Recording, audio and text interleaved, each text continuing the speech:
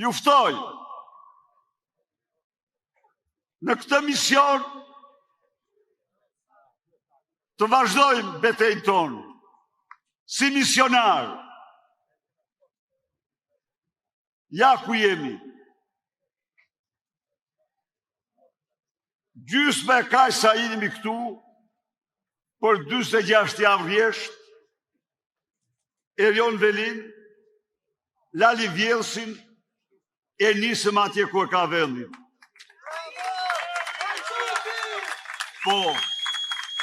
Po, a ishte tek bashkia. Këte që kemi këtu, Lubin me Ramadurën, me Ramën, do i nisim të Erion Velia. Dhe ja të themi, merë, jo kaq se e ka mbushur atje, po të shkoni atje nga ana tjetër, atje janë një 500 policë. Në anën tjetër 500 të tjerë. Media kanë 2000 policë. Ky është fundi i regjimit, miqtë e mi. Edhe në diktaturën komuniste kështu bënin. Na rrethonin me policë, me gardë, me ushtar, por në fund ja mathen si mit, edhe si mit do ikin dhe këta. S'kan shpresë. Le të vazhdojmë ne këtë betejë të vendosur. Ne vim këtu pasi kemi faktur botës se ky është një narkodiktator. Paski i kemi faktur botës se ky dhe vllau i tij janë të lidhur si mishi me thojt me drogën dhe krimin. Ne vim këtu pasi kemi faktur botës se Edi Rama dhe ministrat e tij janë hajdutët më të mëdhenj të Europës dhe të shqiptarëve në tëra kohra. Ne vim këtu pra dhe do vim gjerë në largimin e tyre, gjerë në rikthimin e votës së lirë të qytetarëve shqiptarë. Nuk ka mision më të shejtë.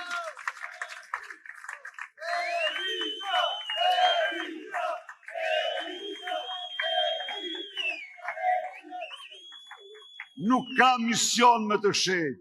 Nuk ka forcë në botë që do në ndalojnë ne pa përmbushur me ditet këtë mision.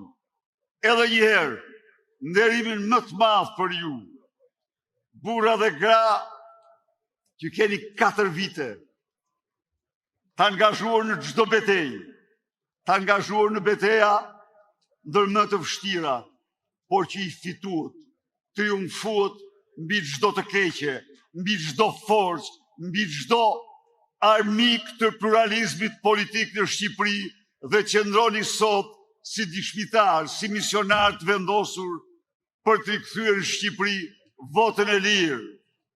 Vlerat, familje, mos harroni se parlamenti votoi me shpejtësi trufeshme narkoparlamenti. Ligjin George Soros, ligjin e shkatrimit të familjes, ligjin me të cilin ekstremistë të majtë të Shtetet Bashkuara në ndikimin direkt të George Sorosit ndërmorën fushatën në të paimagjinueshme të ndryshimit të gjinish. Ligjin me të cilin u vendos censura me rrept. Ligjin me të cilin presidentin Donald Trump formuluan ndaj tij 35 akuza e gjobitën $100 milion. Atë ligj votoi parlamenti.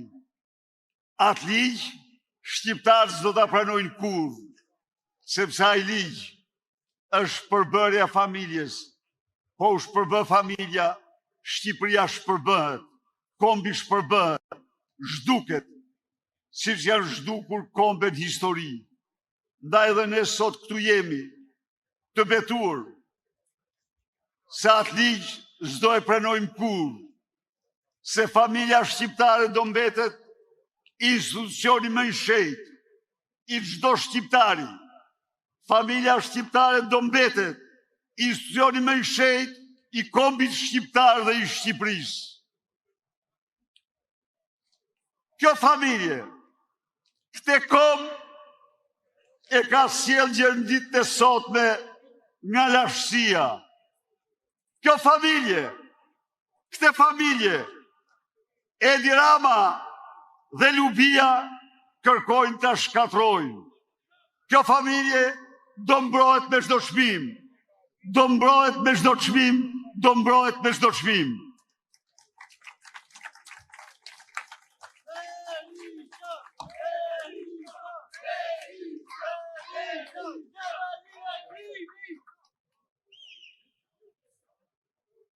Të gjithë ju, dhe ata të cilët nuk janë sot me ne për një arsye për një tjetër se s'kan patur mundësi të vinë. E kemi për detyrë.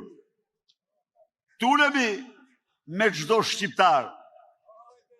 Tulemi sepse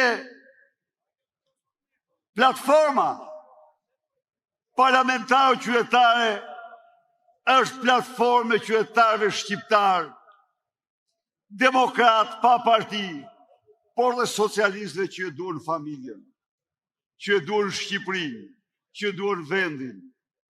Kjo platformë është platforma që duhet e një bashkimi më të madh se kur të shqiptarëve rreth vlerave më të shenjta të tyre, rreth votës së lirë, rreth familjes. Ndaj dhe nga kjo platformë që do vazhdoj gjersa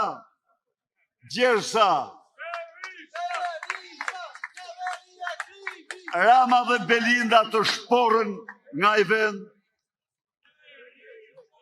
do të shtrohet në uragan e fuqishëm, në uragan e shpresës, në uragan e besimit, në uragan e fitores.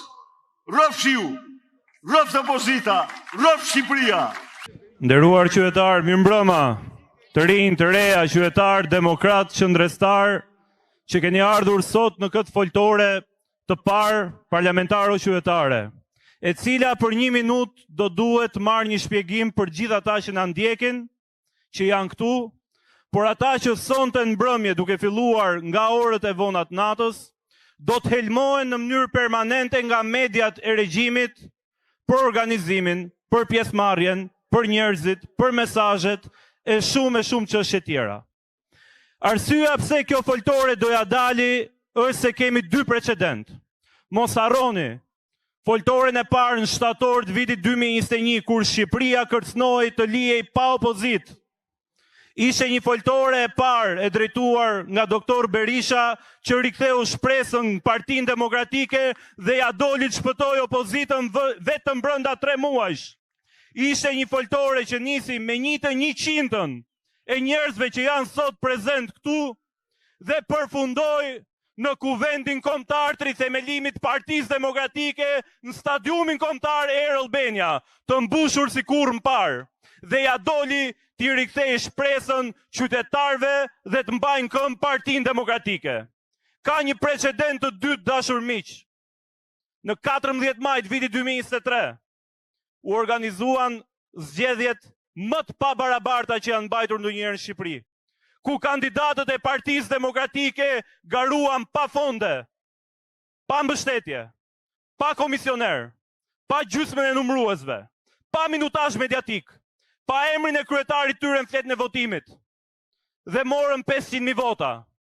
Dhe pak muaj më pas, nisi seria e denoncimeve të asaj që ishte kthyer Bashkia e Tiranës të 5D-s. I nisën protestat para Bashkisë Tiranë në prill të vitit 2024. Për 44 javë në shi, në diell. Më pak se 1/10 atyre që jemi sonte këtu, kemi protestuar, jemi anatemuar, jemi përbaltur, jemi goditur, na kanë quajtur të shitur, nuk kanë lënë gjë pa shpikur dhe janë të njëjtat media që sulmuan PD-n dhe herën e parë në 2021, e sulmuan prapë në 2023 dhe protesta jonë ja doli që për 11 muaj Erion Veliajn, kreun e PSD-s dhe pronarin faktik të insenatorit Tiran ta përcillte në burgun e Durrësit. Ndaj kujdo që ka sot një pikpyetje, kujdo që mendon se kjo foltore nuk do t'ja arrijë qëllimit, i bëj me dije se përfundimi i këtij aksioni politik do t'jetë po një lloj.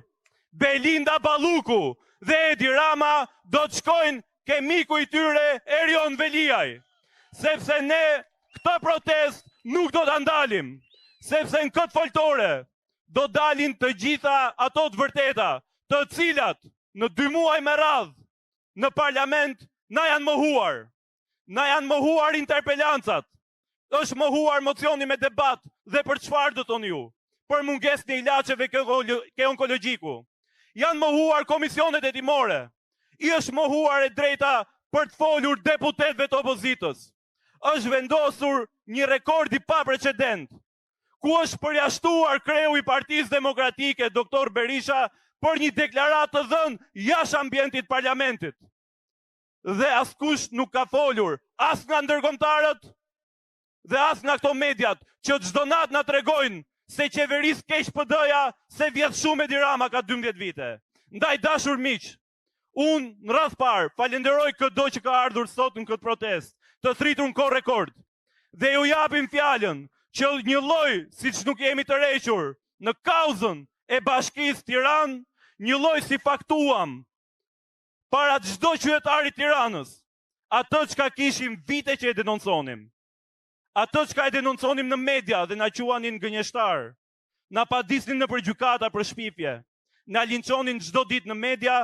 Sërish me këtë aksion ne do të faktojmë jo vetëm vjedhjen monstruoze në tunelin e Palloshit të Belinda Ballukut dhe Palloshit Edi Rama, por do të faktojmë vjedhjen e përditshme dhe permanente që i bëhet çdo qytetari shqiptar.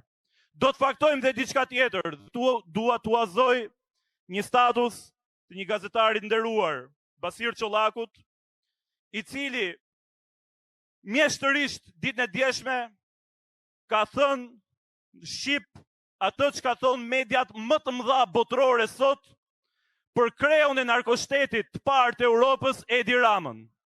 Edi Rama para pak ditësh u shpreh se Shqipëria sot ka njohur stadin më të lartë të marrëdhënieve me Bashkimin Evropian dhe me ndërkombëtarët.